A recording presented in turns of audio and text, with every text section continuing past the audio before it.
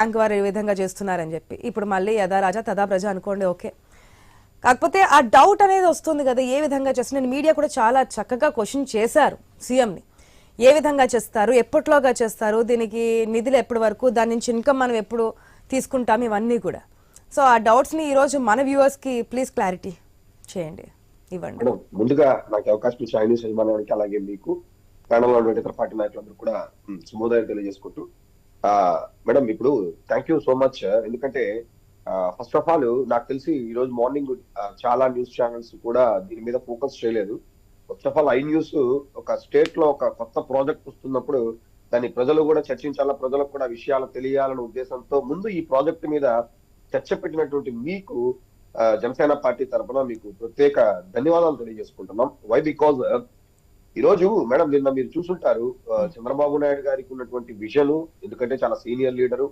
So ఆయన forecasting ఎలా ఉంటుందనేది మనం చూసాం. ఎందుకంటే 2000 లో హైదరాబాద్ అనేది హైటెక్ సిటీ అప్పుడు ఎలా ఉండిందో ఈ రోజు చూస్తే ఎలా ఉందో అనేది. సో ఈ ప్రాజెక్ట్స్ అంతా కూడా ఏంట్రా అంటే ఇది లైఫ్ టైం ఒక స్టేట్ ని చాలా సేఫ్ మోడ్ లోకి తీసుకెళ్లిపోయే సబ్జెక్ట్స్ ఇవన్నీ కూడా.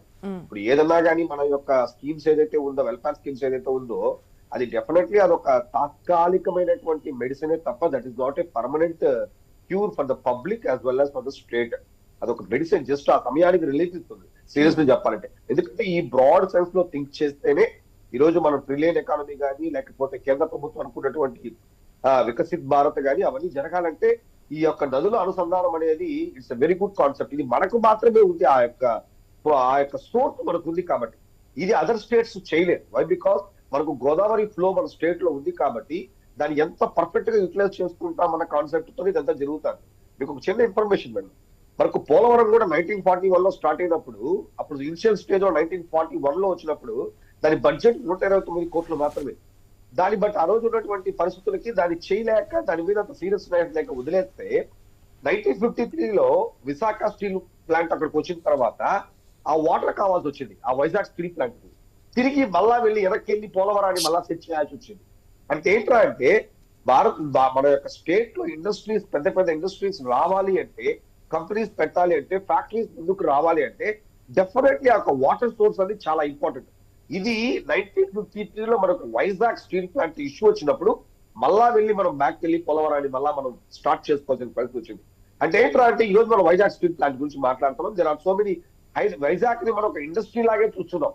ఫ్యూచర్ లో వైజాగ్ ని మనం క్యాపిటల్ గా తీసుకున్నా, లేకపోతే మీకు కమర్షియల్ క్యాపిటల్ గా తీసుకున్నా, ఎలా తీసుకున్నా కానీ వైజాగ్ అనేది ఎందుకు అంత స్ట్రాంగ్ జోన్ అవుతుందా అంటే జస్ట్ బికాస్ అక్కడ మనకు వాటర్ అనేది చాలా బాగా ఉండాలి కాబట్టి ఆ పోలవరం కొంచెం ఇంపార్టెన్స్. ఇంకోటి కూడా మేడం, ఎక్కడ గోదావరి రివర్ దాన్ని మళ్ళా మన కృష్ణా రివర్ తీసుకురావడం కానీ, పల్నాడు తీసుకొచ్చి ఆ తర్వాత బోలేపల్లి రిజర్వాయర్ తీసుకొచ్చి తర్వాత మీరు బనకచెర్ల తీసుకొచ్చారు. There are lot of advantages. Even ఎందుకు నేను చంద్రబాబు నాయుడు దాన్ని గేమ్ చేంజర్ గా అభివర్ణించినారు. మోర్ దెన్ తెలుగు తల్లికి జలహారతి అంత స్ట్రాంగ్ గా చెప్పారు. The gate way for Rayalaseema success అని ఎందుకు చెప్పారంటే మేడం ఆయనకున్నటువంటి దాంట్లో గవర్నమెంట్ కు తెలుస్తుంది మేడం ఈ ప్రాజెక్ట్స్ మనం ఎలా ఫినిష్ చేయొచ్చు, దానికి కావాల్సిన బడ్జెట్ ఎంత. అదేదో సింపుల్ లెక్క కాదు కదా మేడం, అదేదో ఒక ప్రైవేట్ ప్రెజెంటేషన్ కాదు కదా. The presentation made by chief minister.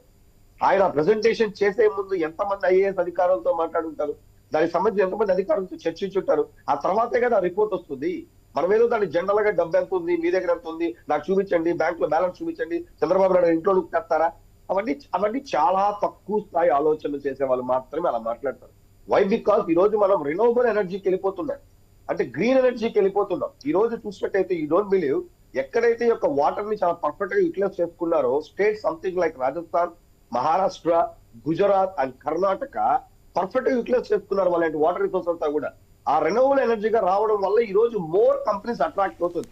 So రేపు భవిష్యత్తులో 2047 విజన్ స్టేట్మెంట్ ఏదైతే ఏపీ పెట్టుకునిందో అవన్నీ రీచ్ కావాలంటే డెఫినెట్లీ ఇట్లాంటి ప్రాజెక్ట్స్ చాలా చాలా నీడ్. దానికైనా చాలా క్లారిటీగా ఇచ్చారు. చాలా మంది చాలా క్వశ్చన్స్ కూడా చేశారు. సీరియస్లీ పోలవరం స్టార్టింగ్ లో 129 క్రోర్స్ మేడం, బట్ అది ఇప్పుడు 60,000 కోట్ల వరకు వెళ్ళిపోయింది ఈ రోజు ప్రాజెక్ట్. అదే అని అన్నారు నిన్న. దీన్ని మనం with in stipulated time period లో మనం ఫినిష్ చేయగలిగితే that is the biggest advantage. లేదంటే 10% ఎవ్రీ టైం వస్తుందని చెప్పి. సో ఆయనకు ఉన్నటువంటి దాంట్లో ఈ యొక్క ప్రాజెక్ట్స్ కి ఎప్పుడు గుర్తుపెట్టుకోండి మేడం, ఈ వాటర్ ప్రాజెక్ట్స్ కి మనకు చాలా చాలా నాబర్డ్స్ కానీ లేకపోతే సెంట్రల్ గవర్నమెంట్ కానీ మనకు సపోర్ట్ చాలా చేస్తుంది. ఎందుకంటే ఇది అదర్ స్టేట్స్ కూడా దీనివల్ల బెనిఫిట్ వచ్చే అవకాశం కూడా ఉంది. ఇది కూడా నాకు తెలిసి దీనివల్ల ఈవెన్ మనకు తెలంగాణ కూడా మనకు ఇంటర్ స్టేట్ కనెక్షన్స్ కింద దీనివల్ల కూడా మనకు అడ్వాంటేజ్ ఉంది.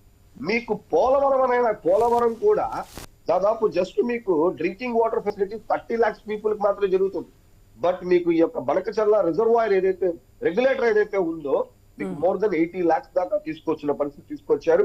మోర్ దెన్ 700 లక్షల ఎకరాలకి వాటర్ వెళ్లే పరిస్థితి ఉంది యొక్క అగ్రికల్చర్ ఫీల్డ్ కి.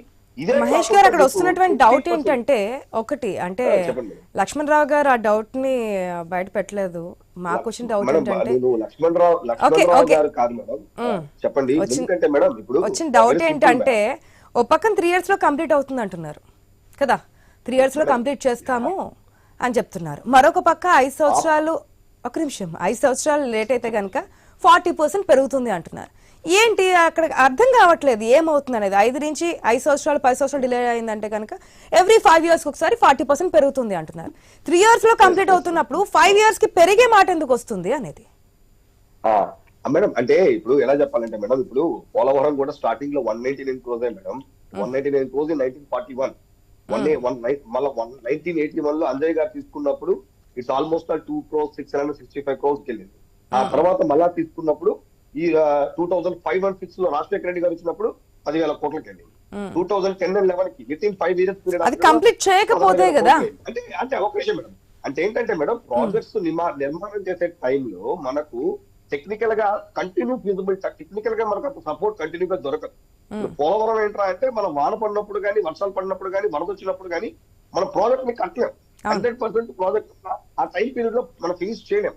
సో ఆ టెక్నికల్ ఫీజిబిలిటీస్ మీద ఇంకోటి మేడం, అది చెప్పింది కూడా చంద్రబాబు నాయుడు గారి ఫస్ట్ పాయింట్.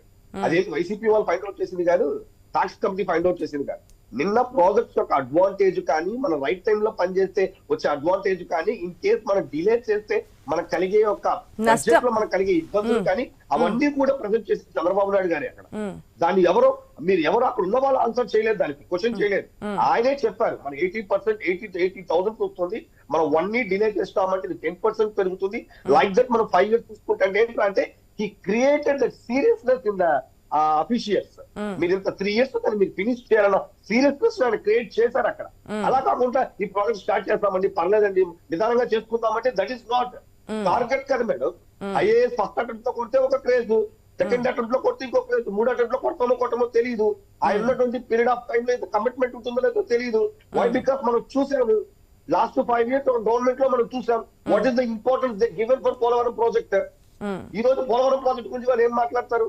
సో కాబట్టి ఏంటంటే 80% తీసుకున్నా అంటే ఎవరు చెప్పలేకపోయారు కదా. మీరే చూసారు గతంలో పోలవరం ప్రాజెక్ట్ ని 2021 by kharif, 22 by kharif, 23 by kharif, and finally Ambati Rambabu garu ఏం చెప్పారు? సింపుల్ గా we can't say the date, we can't say the year అని చెప్పి ఫిక్స్ చేశారు. That is the seriousness of the projects.